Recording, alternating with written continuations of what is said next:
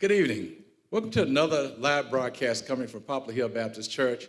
Again, this is one of our monthly panel discussions this time we particularly thought it would be expedient to bring in our cultural diversity community, some of our great friends in the community that we worked with down through the years, to talk about race problems, race relationships, and to bring some clarity of understanding, some cultural understanding back to the table. I believe we all share the same thing. We want vacations, we want to work, we want to have good jobs, careers, we want to live the American dream. So tonight here at Poplar Hill, we will be discussing that with some of our very good community friends.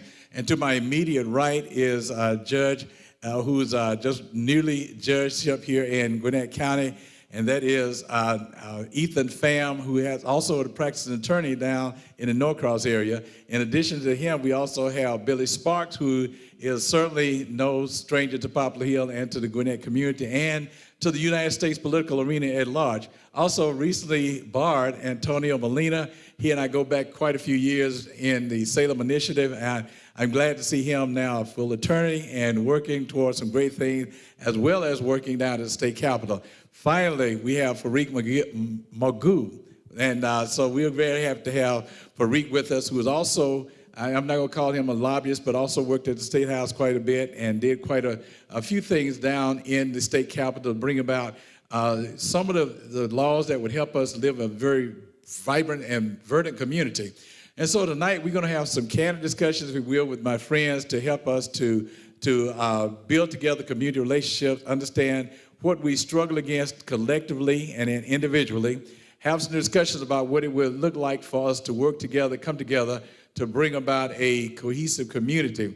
As we know, Gwinnett County is filled with diversity. We probably have 140 different cultures here in Gwinnett County.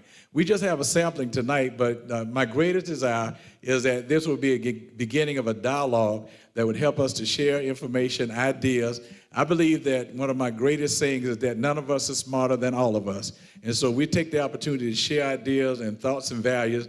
We become a better community. So individually, thank you all for being here. And collectively, your voice is going to be heard all over the world tonight. So God bless you for being here. Thank you for being a part of our panel discussion.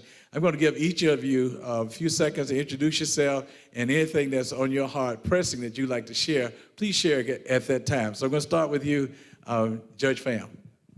Thank you, Pastor. Hello, everybody. I'm Judge Ethan Pham. I'm the Chief Judge for the City of Lawrenceville. Thank you so much for having me here tonight. This is an important discussion that we're having.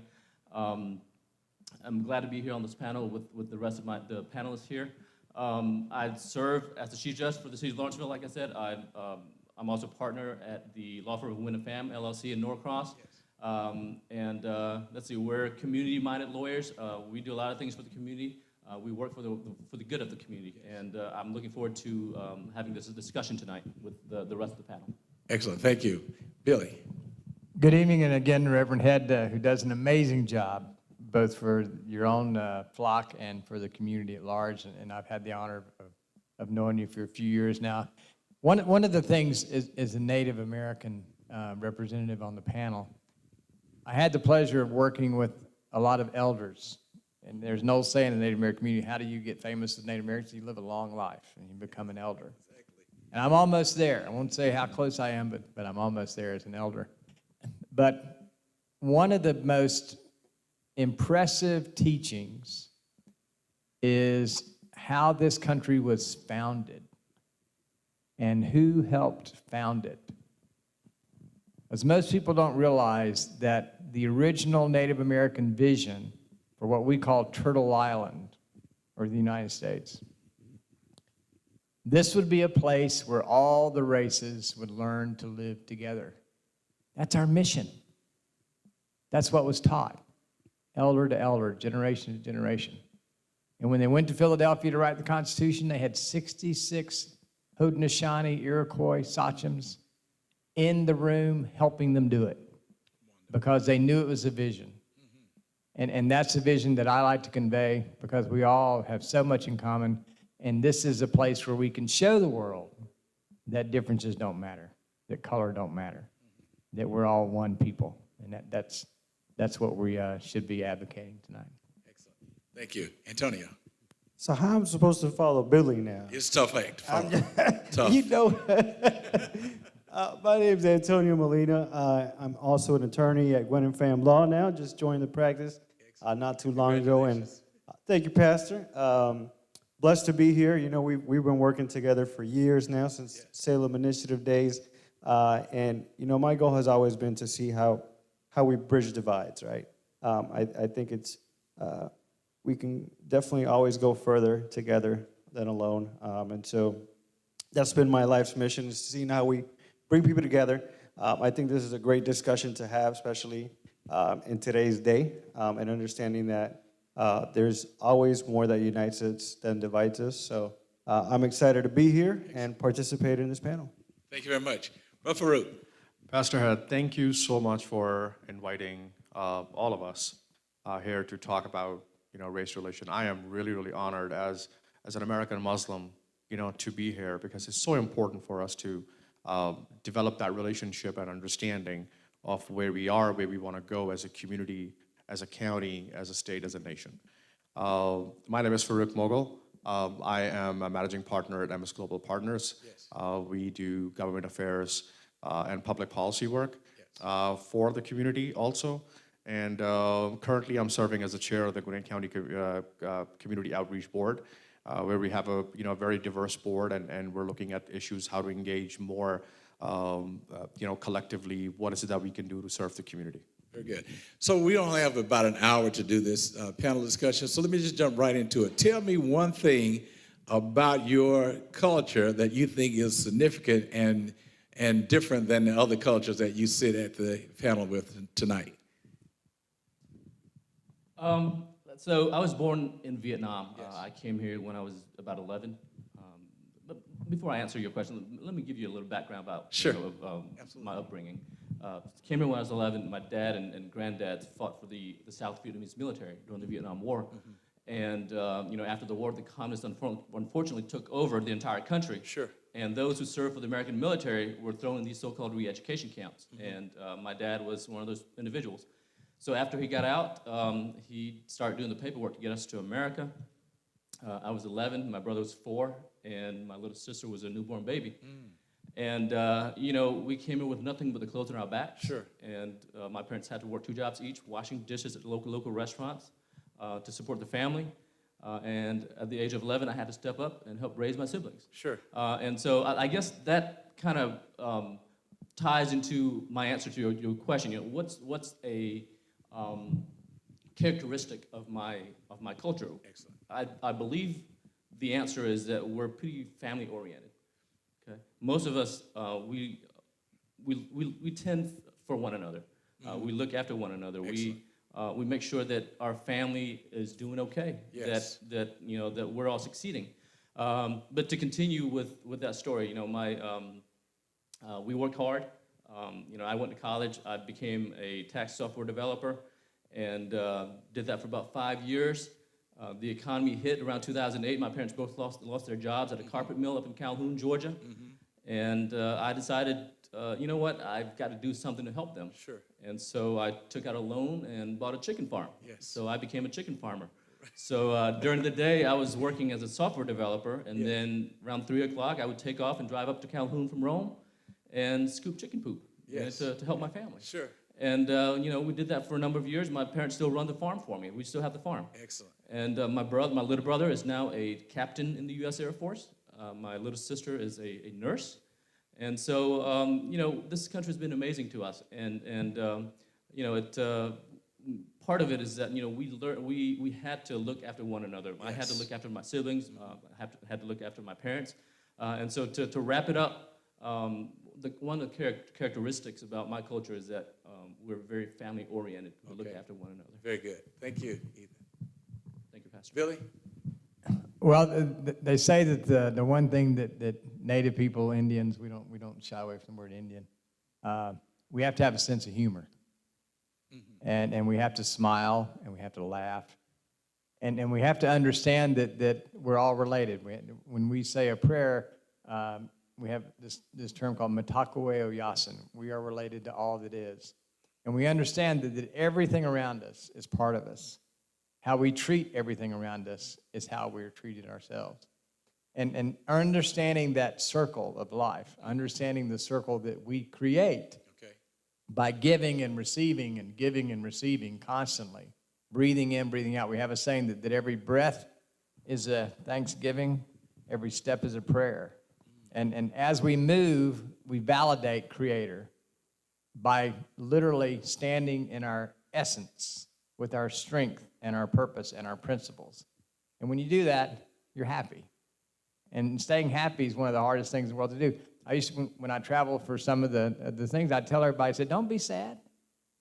Be happy. Let these other people be sad. Sure. Your job is to be happy. And you know what makes these other people really upset? When you're really happy. Yes. Yeah. Yes. So you have to carry that with you everywhere. And that's one of the amazing things.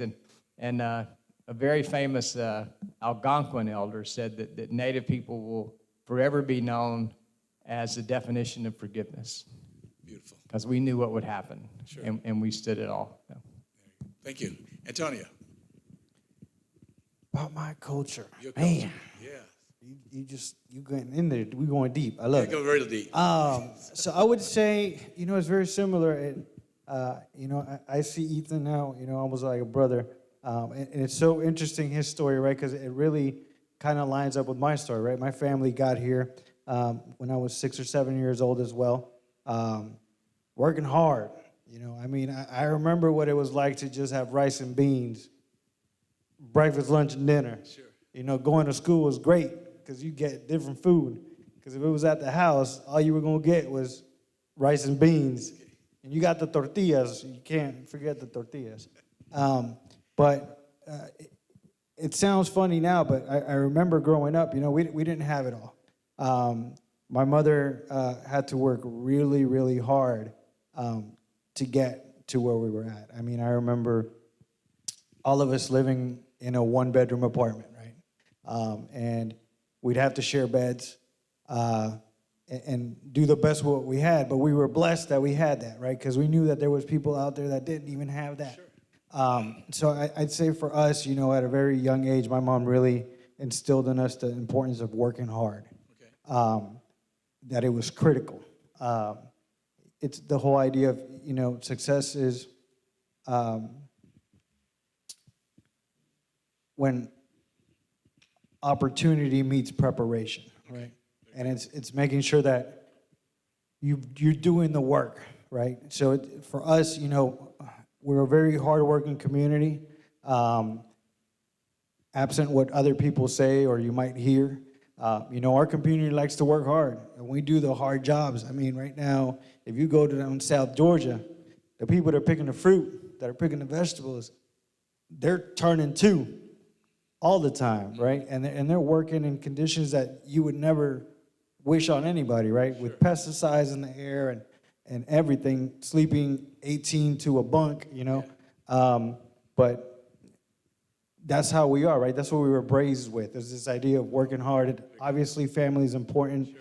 Religion is important, right? Okay. Having a passion, for our Lord and Savior is something that's very entrenched in us from a very young age, right? Understanding that everything that we have in this world comes from somewhere, right? And it's not just something that you make yourself, but you're blessed to be in those positions. Okay, very good. Farouk. Well, it reminds me of, all the discussion that people need to learn more about, not about who we are, but how we got here. Mm-hmm. All these, stories. Sure. I wasn't born here. Right. But my circumstances were different. It was similar, but it was different. Mm-hmm. Because when I came here, my father was very big on education. He invested, money into businesses, when I got here. But the story was that we lost the business. So from way up, we just one-bedroom apartment. Mm-hmm. And to climb that back up took almost 10, 12 years. Sure. So while people see, attorney, a judge, they don't know the immigrant story about where we came from and how we struggled. Right. And I think during that struggle, the family, the faith played a huge role. Mm-hmm. Similarly, my mom taking care of 3 kids, while I have to pick and choose between a career in Washington, D.C. right after college, or should I just stay here and then, work either at a gas station or work somewhere to feed the family? Sure. So we had to kill a lot of things in order to get where we at. So people see other things, but how we got here is more important individually for where we are now. And that shows the tenacity, that shows how worked, our families have, my family, my mom couldn't work because her immigration was still stuck into, a 10-year process. So we had to go through that behind the scenes and give up a lot of things, whether it was career, whether it was, so family is extremely important. To me, it's I always believe, God, family, country. Sure. So first you gotta, have that faith of take a leap of faith of doing. I'm here because I took that leap of faith. Certainly. We're here because we never gave up. Okay. We always was like, let's go to the extra mile. Let's just do another mile. So Farouk, you just stepped me into my next question, and that is, how do you pass what you all have experienced to the next generation? To that group of young people that are coming along now, they see the affluence, they see the ability to have an access and yet take no advantage of it. What do you say to that group of people at this juncture of your life, that hard work, joy, perseverance, and faith pays off? How do you communicate that to them? So, first of all, what I would say is, first of all, work hard, okay? And when I say that, Now, they don't want to work hard. I'm sorry? They do not want to work hard. They don't want to work hard. Okay, so now go ahead with your They got to work hard. They got to work hard because, like what our friend Antonio said, success is opportunity and preparation. So you got to work hard to prepare yourself. Having said that, I also want to acknowledge that a lot of times, things can be difficult for certain groups of people, okay? Because a lot of times the opportunities are available, but the gatekeepers of those opportunities are not the kind of people who would want to give somebody who don't look like them an opportunity to prove themselves, okay? And so I've been very fortunate in that I've had a lot of people in my life that have entered my life that have been willing to show me the ropes, that have taught me how to be the person that I am today. Okay. In the legal profession, once you're done with law school doesn't teach you how to be a lawyer. Right. It teaches you the legal theory, but it doesn't teach you how to practice the law. Right. Okay. You only learn how to practice law after you have graduated and have passed the bar. And so the first few years after law school, it is crucial to have mentors that can help guide you through the process. Sure. And I've been fortunate in that even though, there aren't very many Asian American attorneys, most of the mentors that I've had have been from the African American community. I've had a lot of mentors that are, lawyers from the African American community, from the Caucasian community, from the white community. And so those people understood the importance of mentoring people who don't look like them. Okay, so they gave me a chance. They gave me an opportunity to prove myself. In my practice at the law firm, 4.5 years ago, my wife and I teamed up to open up our own law firm. Okay, and it was just my wife and I and 2 paralegals. Now we're up to 14 employees. Excellent. With we just hired a 5th attorney and a staff of 9 employees. Excellent. And our staff is extremely diverse. I mean, 60% are females, and we've got Antonio, he's Latino. We've got an African American attorney. We've got a Jewish attorney, and I want to make it to where I'm actually living what I'm saying. Okay. Right, because I understand the importance of inclusion and giving people an opportunity, because opportunities have been presented to me, and so I want to pay it forward. Certainly. And so what I can say to the young members of the audience out there is that you need to work hard and make sure that that you give back to your community and develop a good heart and have integrity in everything that you do, because when people see that you have integrity, they're more willing to be associated with you. They're more willing to help you and want to work with you. Yes. And that opens up more opportunities for you. Okay, so that's what I can tell the young audience members out there. Very good. Farouk, you started that, so let me go back to you real quick. So what would you tell the younger generation the key to success is? Hard work. Hard work. I mean, it's, hard work and don't give up. Okay. Don't give up on your dreams. If you want to make a difference, I always believe that God will pave your way into what you want to do. Okay. I mean, when I came here, I started as an electrical engineer at Mercer University because my family's been engineered and doctors, right? Yes. And there's a stigma about Southeast Asians that are either you're going to be a doctor, or you're going to be an engineer. I mean, all of my cousins are Sure, doctors and yes. engineers. And so I took a class, social problems in college. And I learned so much about race relation, poverty, interviewed a lot of people when I was doing a project.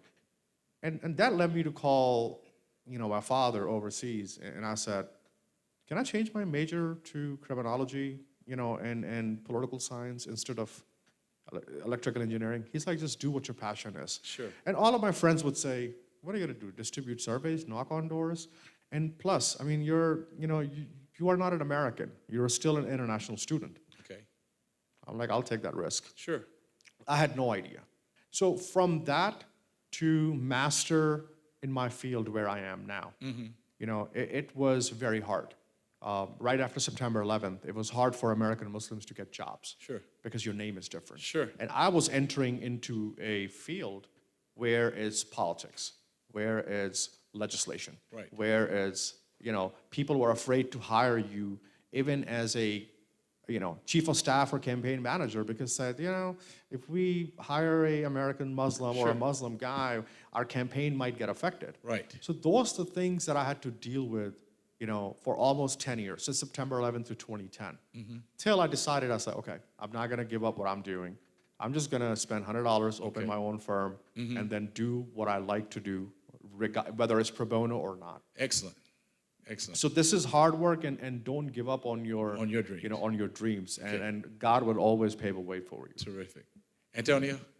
So, from time to time, I go and speak at schools and talk to youth. I also serve as the advisor for our Hispanic young professionals and entrepreneurs through the chamber. Certainly. And one of the things I always say is you have to be hot, right? And what I mean by that is hardworking, create opportunities, and manage your time. Hard work is very important, but you also have to create opportunities. Things are not just going to fall on your lap. You got to be out there. You got to hustle. You got to try to get it. And you have to be mindful of your time because it's the one thing that you never get back. Once you lose it, it's gone. And so I always tell, especially our kids that are in high school or just starting college, understand who your competition is going to be and what they're doing with their time, right? So if you in high school or you're in middle school and you spending 4 or 5 hours playing Fortnite, your competition is reading books, is getting extra training, tutoring, going to the library, doing the things that they're going to need to do to set themselves up to create those opportunities for themselves. And if you're just wasting your time, which again, you never get back, you're already putting yourself at a disadvantage. So if you want to start thinking about succeeding, you got to make a plan for yourself of what it is that you're trying to do. Another thing that I tell them is when you're going to events, right? Especially this is for young professionals. I tell them if you're going to an event, you better be the first person at that event. That means if the event starts at 7, you better be there at 6:30 or 6, because whoever's planning that event is already there working. Certainly. So if you want to start making the connections necessary to get to the next stage, you get there early. You stay late. I don't care if you're paid to go to that event. If you want to get somewhere, that might mean rolling up your sleeves, picking up the garbage at the end of the event, helping them clean up. Sure. Those kind of things people don't think about because they think that they're just there to do what they got to do and they leave, right? Excellent. And they don't build relationships, Okay. which is important, right? So Pastor? building relationship would be the key thing that you would suggest. It's One. part of it. Okay. But you have to build that rapport, right? It just doesn't come because you walked into the room. Okay. Got it. Ethan, I think you struck a nerve with you there for a second. Sure, I was gonna, And then Billy. add a little more to what Farouk and Antonio had said. you got to work hard. I know that this might not be what the young folks out there want to hear. Sure. But it's the truth. You got to work hard. People are more willing to help you succeed if they see that you're putting the effort into it. Right? Yes. Nobody wants to help somebody that doesn't want to help themselves. And so you've got to work hard. And then when people see that, and they see that you're someone that works hard and someone with integrity and with a good heart, they're more willing to help you. And I also want to talk about what I mentioned earlier about creating opportunities. Okay. And for the member audience, the audience members out there, especially from the Asian American community, who might not be, who are business owners and who might not be inclined to hire employees who might not look like them. Let me say this to you. Open your mind. Okay, give people an opportunity, just like people gave me an opportunity. Right. Right. You've got to have open up and allow people a chance to prove themselves. Okay. The reason I say this is because I've actually heard it from several friends who are entrepreneurs, who are business owners, who say that, well, that person is this color or that color. I'm not going to hire them. Sure. They're not Vietnamese or they're not Sure. Asian. I'm sure you guys have heard that before from your respective communities, right? And what I say to those individuals is that, give people a chance. One of the things I love most about Gwinnett County is the diversity. Yes. Okay? I love the diversity here in Gwinnett County, and I embrace it, and I think it makes our community a much better community when people are tolerant and are willing to give chances to people who might not look like them. Terrific. Very good. Billy. Well, a little story. We always love stories in Yeah. our culture. Sure. I was in the 5th grade, and I got a weekly reader. Some of you might remember that. Yes. Some of you might not. And it talked about pages in Washington. And I said, that's a ticket. If I could get a job in the United States Senate in Washington, D.C., in high school, that'd be pretty special. Sure. So I formed a county Democratic club, teenagers. Eventually we formed a state Democratic club. Sure. Eventually we had 5,000 members. And every time somebody said, what do you want to do? I said, I want to be a page. And there's only 26 pages in the United States Senate Yes. to the most senior 26 senators. Right. But once you get that job, and our school is in the Library of Congress, you can go on to the Senate chamber for the rest of your life. Sure.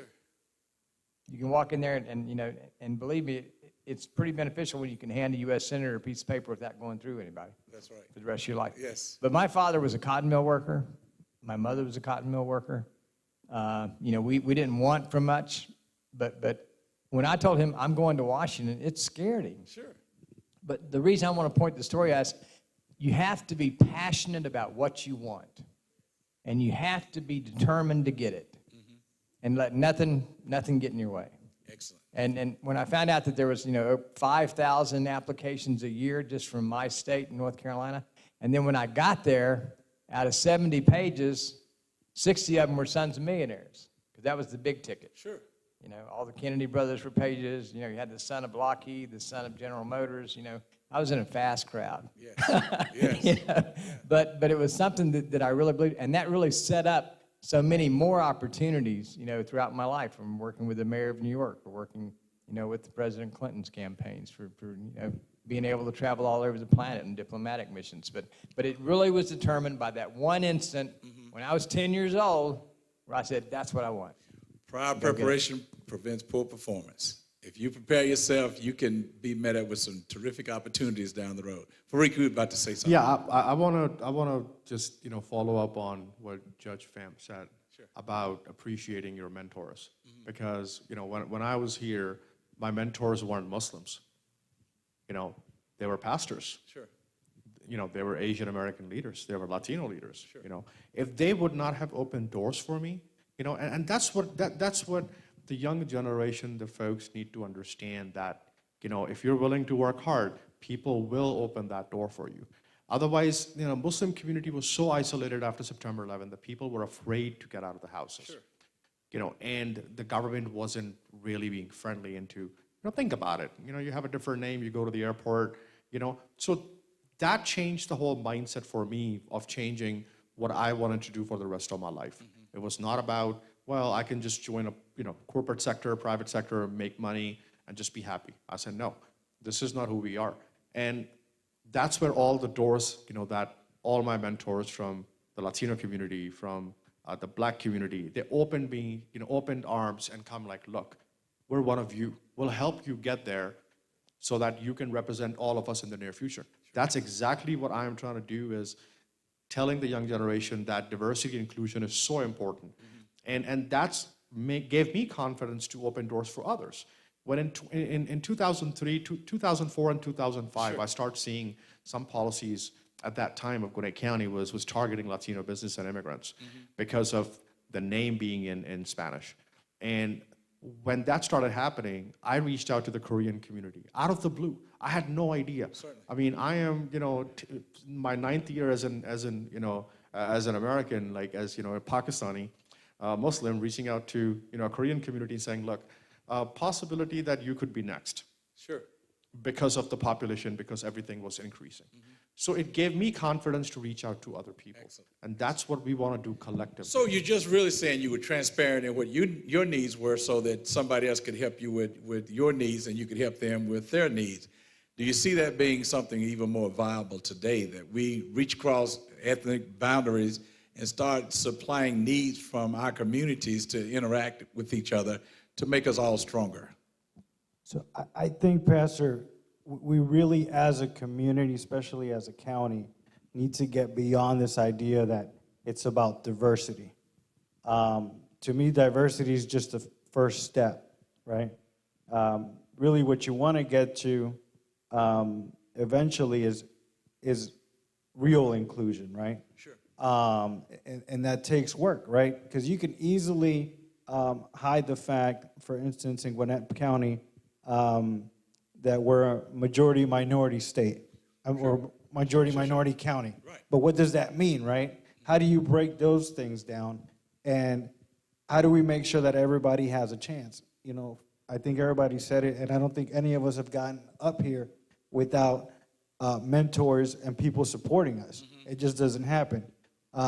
So how do you overcome this idea? Excuse me, let me just jump in to push it a little bit. How do you get past this point that they're different? And Ethan, I think you alluded to it, you actually said it. How do you get past the point that we're different, but there's something valuable in that person despite the difference? How do we set our mindsets on it's okay to not even look at diversity, look at the individual and what they bring to the table? Well, I think one of the jobs I was able to have after Mayor Dinkins won New York, as the first African-American mayor of New York, I was on the campaign.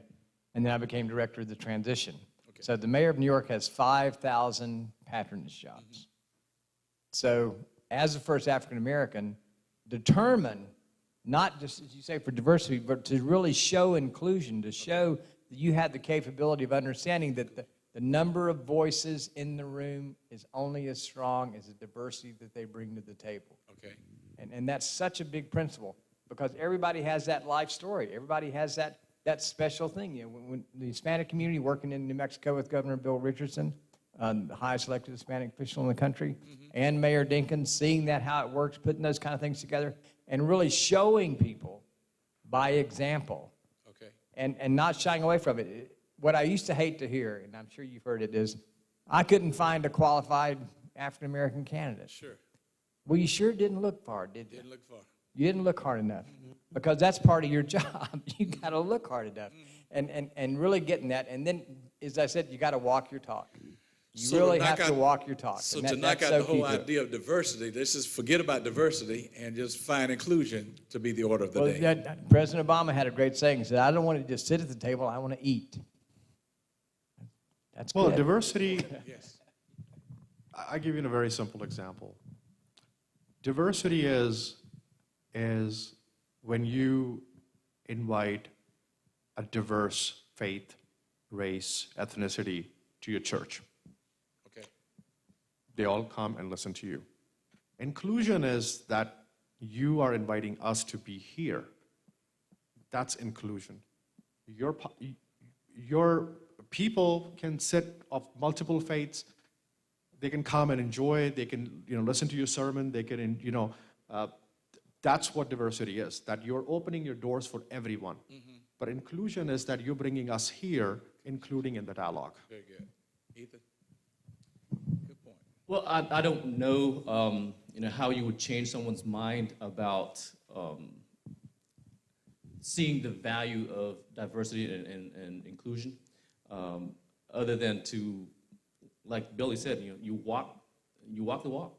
You live your life in such a way that shows them, look, having the perspective of being inclusive and embracing diversity can be beneficial to you. From a practical standpoint, I think, perhaps people who believe in this idea of diversity and inclusiveness, perhaps we can support businesses that embrace that idea. Yes. And we help them become even more successful. And when those other folks, when they see that, hey, look, that business is really successful, look at what they're doing, right? They're embracing this idea of diversity and inclusiveness. Perhaps I ought to change my ways too. Perhaps that's one way to help change the minds of those who might not be amenable to accepting diversity and inclusiveness as of yet. Super. Antonio?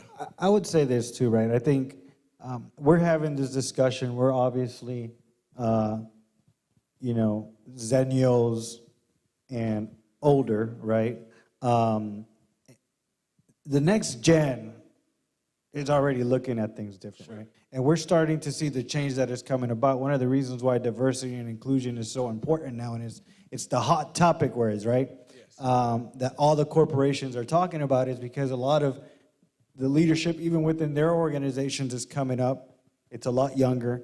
It grew up in a different time, understands things differently. And for what we're saying as far as how much they're willing to work, I think in their minds, they're working hard. They're just working different, right? Their approach is different. And they really, truly want a different type of society. And it's one of the things that we're starting to see. But going to your point, I think it's very important that we understand and differentiate that diversity and inclusion are not mutually exclusive. Okay. And we have to work based on what Farouk said earlier, we have to work to create an inclusive type of system. Farouk, thank you, Antonio. But Farouk, I hope you'll address this though. And I don't know where you're going with your next statement, but here's the point. Apprehension of inclusivity. And there's a lack of trust. Were you going to address that, or you want to do that one first? One thing is that when we talk about diversity, we always look at from one side of the spectrum, which is race. Yes. I'm here, we're all diverse, but the ideas and the background, because I had to write that down, the ideas and background that I can learn beyond the race. Excellent. I can learn from your experience and Ethan's experience and Antonio's, everybody's experience. That's what the real inclusion is beyond race. It's diversity of ideas. That's why this country, we might not be a perfect union, but this is the best country in the world. It's because of the diversity of people's idea beyond race. That's why it's important. Excellent.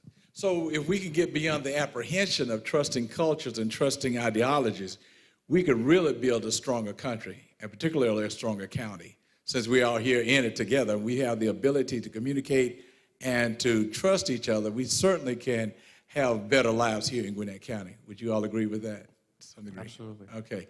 So how do we, and I know the communication, inclusivity are the key elements that we need to work on.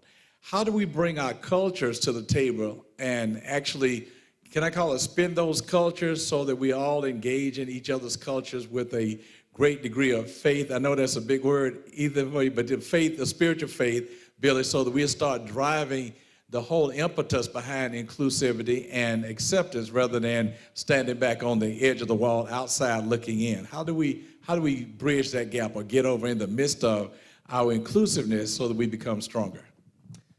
Well, I think part of it is, having people who think like us to go out there into the community and reach across the aisle, reach across different ethnic groups to bring them into the mainstream community, to make them more comfortable in dealing with other cultures.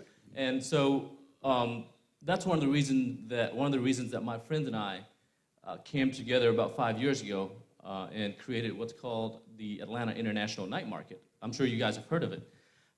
We decided, you know what? Atlanta is such a diverse city, yet the Chinese have their own festivals, the Vietnamese have their own festivals, the Mexicans have their own festivals. Mm-hmm. Why not create a platform where we bring all these communities together to celebrate diversity, food, culture, and Did you send me an invitation? I have before, and I'll do it again. I'll do it again. All right, good. But it occurs annually. It's what better way to get to know someone than to break bread, sit down and break bread with them. Absolutely. Right? And so that was part of the impetus behind this nonprofit we call the Atlanta International Night Market. Mm-hmm. The first event we had was about 5 years ago at Gwinnett Place Mall, and it attracted over 50,000 attendees over the course of 3 days. Yes. And so we're looking to bring it back this year. I think this is a very opportune time to bring it back, given everything that's going on in the country at this moment in time. Yes. So we're planning on having it sometime in the fall of this year. We'll absolutely keep you all abreast of what's going on with that. But I think, we need to go out there and serve as ambassadors in these communities to bring them out, to make them feel more comfortable, to mingle with the mainstream communities. Absolutely. Antonio. I think you have to be purposeful with what you're doing, right? One of the reasons that, I strongly supported and still support Nicole when she ran for county chair was that from the very beginning, when she was working in community outreach for the county, she could have easily done the least amount of work, just make it look like she was doing something. Sure. And she would have had a secure job, right? Don't ruffle any feathers, don't get anybody mad, just do enough events to make it look like we're doing something. Mm-hmm. But that's not who Nicole was, or who Nicole is, right? She was very pointed in making sure that even if she was going to get some people mad that she was working for, she was going to do it because she understood at the end of the day the type of county that we're in and the type of work that needs to get done. So I think it's very instrumental to make sure that you're actually doing the work, right? You could easily say, no Latinos applied, or, no African Americans applied, or no Muslims applied, but were you actually taking the steps to go find them? Yes. Where were you asking for them? Where were you looking for them at? I mean, you're not going to find them in certain places. You got to know where to go look for them. Mm-hmm. And that means bringing in people like Judge Pham was saying, that understand those cultures and those communities to help bring about the change. But a lot of time, it's you have the token person that you invite to the things, but the invitation never goes beyond that. And that's not how we're going to bring about change. When we were working with the religious community and bringing in clergy, from the Latino and African American community to break bread together, we didn't just, let's find one person and bring them here. We tried to we casted the net to try to bring everybody together. Excellent. So we talked about breaking bread. Let's talk about, and I don't mean to get into the political side of it so deeply, but how do we pull our political efforts together? Judge, you don't have to come in on this one, but how do you bring your political aspirations to the table so that you can be equally satisfied with the government process? If I could jump in on that. Sure. I had a great conversation with Martin Luther King Sr., and he said something very profound. He said, attack the myth, and the myth will defend itself. Very good. And what that means is we are a nation building a better union, listening to our better angels. Mm-hmm. When we appeal to that principle, when we live that principle, excellent, the politics falls into place. Sure. Because you can't be both. Mm-hmm. You can't say we're a nation of equal citizens, all races, all people, one nation, one country. You can't say that and then go into your corner and act like it don't matter no more. Exactly. So you have to be willing to accept what our better angels are telling us. Okay. And listen to that little voice in your head Very good. that says we got to stand together now. And the only time we're ever successful is when we stand together. We stand together. And that's true. So unity is stronger than disunity. Love is stronger than fear. Sure. And everything's stronger than hate. Excellent. And you got to believe that in your heart. Very good. I would say the biggest and most important thing is that we got to stop focusing on the extremes and get back to listening to the middle, right? I think in all conversations, wherever reason really lies is somewhere in the middle. Sure. One of my college professors, Alan Abramowitz, he wrote a book about the polarization of America. And in it, he talks about how things are changing so drastically that now your party identification is more important than anything else, right? And where we discount any other thing that's said by the other party simply because it's coming from the other party. Part of it is our political system, right? I mean, we have a primary system. Here in Georgia, you can't vote for a person from the other party on your primary ballot. Right. You can only vote for people in your party, sure. And which is one of the reasons that it keeps dragging Democrats more to the left, Republicans more to the right. And it kind of continues to harness in itself. So rather than trying to find people that are going to get the job done and that are going to do a good thing, unfortunately, it's putting us in this place where I know a lot of elected officials on both sides that personally believe something different than how they vote. I mean, that's the reality, right? Keeping it real talk, that's what happens. And so it's, I think, incumbent on society itself to actually step up and vote, not only in general elections, but in primary elections, so that we start changing things and we actually have a true democracy and not just one that's created based on 30% of one party coming out to vote. Sure, the myth. Farouk, did you have something you want to add to that?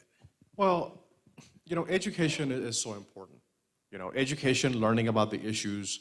I personally think that Asian American communities, all of us, are at a very great advantage because when we look at the ballot, we go like this, right? We don't focus on one party or another. We focus on what issues matters to us the most. That's what I have seen. I mean, I've known Indians and Pakistanis and Koreans and Vietnamese, Republicans and Democrats. They all go by issues when it comes to local. And that's what, on the other side, I am helping the community to learn more about the issues and not just be the fundraiser. One of the reasons I got involved more into policy work was that Asian American community was always treated as a fundraising mechanism, right? Oh, Asians have money, so let's just go do a fundraiser. But then once somebody gets elected, nobody's talking about any issues. Mm-hmm. And sometimes I thought it was our own fault because we're writing checks, but we're not asking for anything. Sure. And that's what I was more involved in policy, that, when you go and support someone, make sure that it's not for your own political capital. Make sure you tell them how important the community, local issues are for you. Now, in the past 4 years, you started seeing a lot of inclusion and diversity of staffers. Mm-hmm. When I was at the state capitol almost 15, 16 years ago, sure. There was barely anyone who looked like me and my name. And people thought that, what are you going to do? That they're not going to listen to you. And I said, they will. I have to learn the system. He kept showing up, I'm going to tell you that. He keeps showing up. And that makes a difference. Now you see more Latinos, Asian Americans, American Muslims, staffers serving on chief of staff positions. Mm-hmm. Now that is a great victory. And that's how we need to continue our working hard and pass on your knowledge. Don't hold on to it. Mm-hmm. Pass on, train someone so they can follow your footsteps, because we're not here forever. Sure. So at that point, make sure your imprint, your footprint is there forever in a good way, as John Lewis would say, get in good trouble, right? So how do we move from 2021 into a preparation for 2022, 23, 24, the next 10 or 15 years, how do we bring together this inclusiveness so that we start to see a tremendous difference? So, and here's the point. Gwinnett County has always been in the spotlight since I've been in Gwinnett County. From the nation, it's a front leader in diversity, inclusivity, and things of that nature. How do we continue to push that forward? So I think part of it, you know, Nicole said it when she gave her State of the County speech, is the Gwinnett way, right? We have a certain standard, the Gwinnett standard, right? Sure. You know, it's really sad to me when I hear comments, especially coming from the white community, that because we have a Democrat elected now, that we can't lead, or that they'll do a horrible job, right? That goes back to what we were saying about the polarization of America, right? Rather than giving people the opportunity to do what they're doing, you're already discounting what they'll be able to do. Sure. Because to you, the fact that they're a Democrat or the fact that they happen to be black or Latino or Asian already discredits what they're able to do. Sure. And we have to combat that, and we got to go at it strong whenever we hear it. Is it necessary for us to combat that, seriously? It's still happening, Pastor. I mean, I understand, but do we need to pay attention to that? Or do we need to be inclusive and have our diversity and move beyond that? Well, I think for me, especially speaking as a Latino, sure, especially after the Trump era, we have to combat it, because if not, you allow those conversations to be normalized. But don't get me wrong, I think we are better than that. I think together, collectively, we are much stronger, much brilliant, more, have a better, greater sense of who we are, proprietorship and everything else than what we're given credit for. And I think to address that means we kind of tie down to that. I'm not sure if we need to do that. That's just my opinion, though. So I guess what I'm saying is that we have to make sure that we push back when we're hearing those kind of things being said. Okay. Because we've seen it here in the state for a long time, right?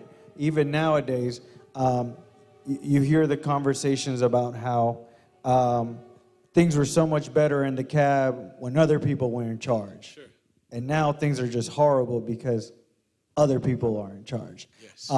And we have to change that. Obviously, inclusion is very important in that piece, right? Because when you have people invested in what you're building, you get a lot better response and output. Sure. As a result. I think, you know, from my perspective, accountability is very important. Absolutely. Regardless of who's in office. Mm-hmm. Once you're elected, whether you are one party or another, accountability is the number one thing. Now, I don't see a specific candidate, whether from either party. What are you doing to solve the issues of the community? Certainly.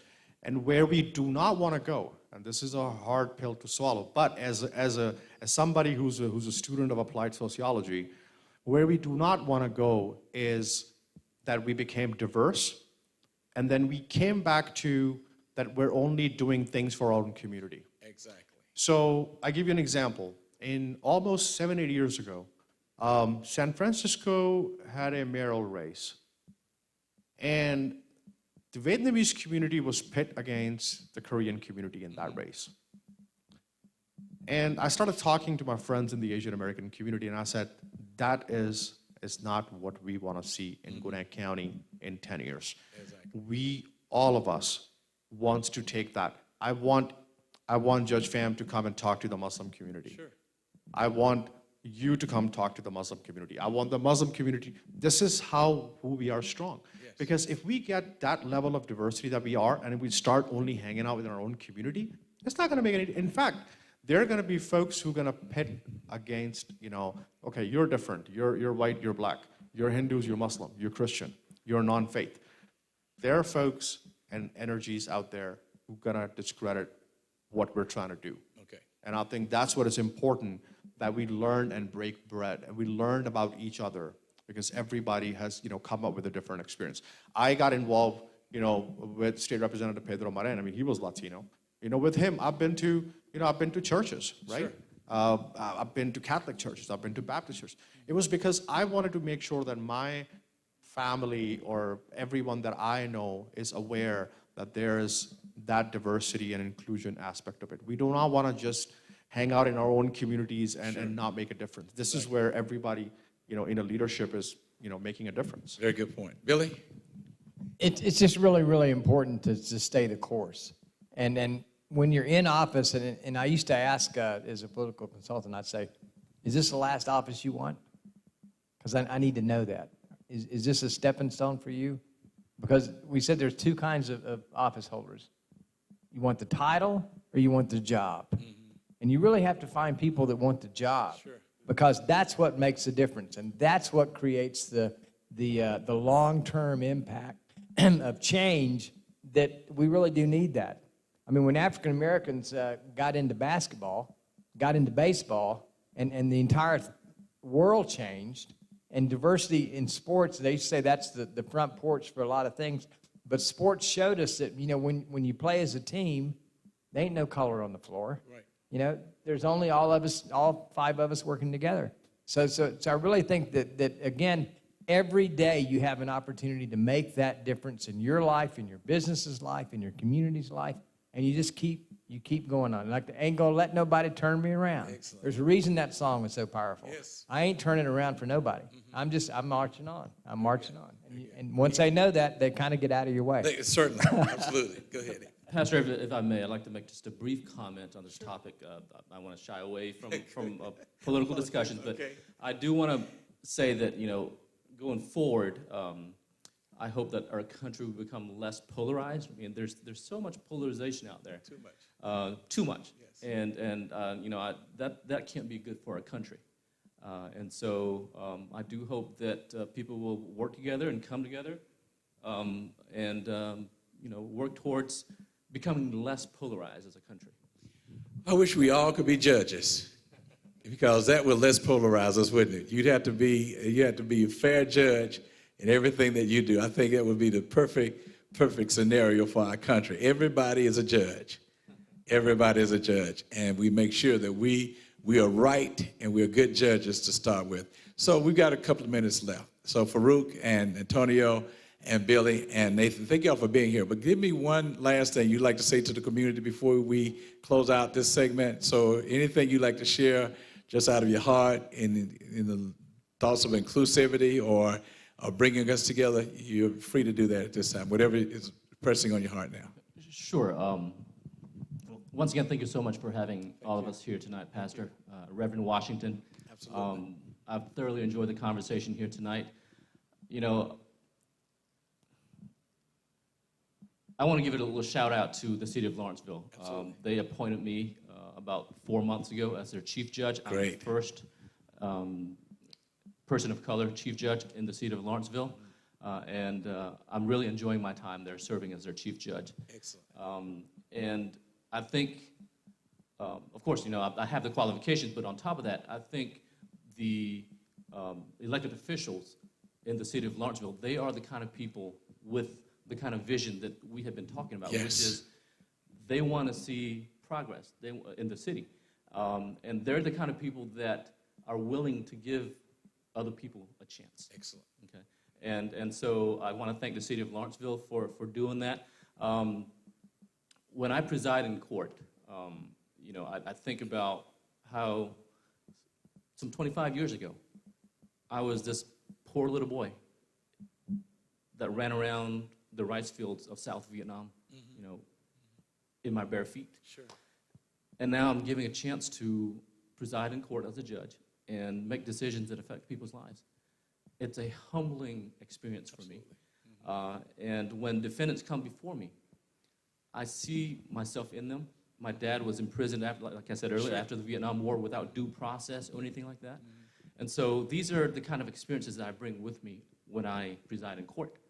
And so, this is an amazing country. It's an amazing county that we live in. Absolutely. And I want to make sure that it continues to be amazing. I want to give this message to the opportunity seekers or the young individuals out there that are listening, that are watching this live stream. Work hard. Work hard. We've all said that. Work hard. Build a good heart. Have a good heart, and make sure that you have integrity, okay? So that people will want to be associated with you. They want to work with you. They want to help you.